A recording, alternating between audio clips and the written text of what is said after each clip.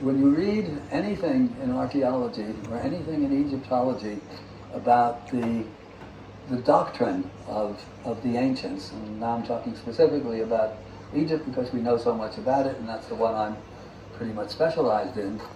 Whenever they're talking about Egyptian myths or Egyptian science even, because they don't think the Egyptians had any real science, they always say the Egyptians believe this or the Egyptians believe that. And we read that and sort of automatically with our, Western trained minds that, we've all got, if we were too stupid to leave school early and actually suffered through the whole thing to the end, we've had it beaten into our brains and into our hearts that we know more than anybody who ever came before us. So we take that, the Egyptians believe this, the Egyptians believe that.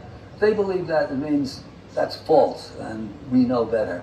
It never occurs to them ever, not once, I don't think, in all of my 40 years of studying this stuff, have I ever heard them say the Egyptians knew what they were talking about. So when they're talking about immortality, it's not that you'll live forever, the physical body dies, but we have within us, this is the essence of every esoteric doctrine that ever was, as far as I know. We have within us the capacity to arrive through our own hard inner work, here we go back to those Tibetan lamas, to a level of consciousness that does not die when the physical body dies. That is the essence of Egypt. It's actually, you'd never know it, the essence of Christianity. It's not really about telling women what to do with their bodies or walking around with a sign that says God hates fags.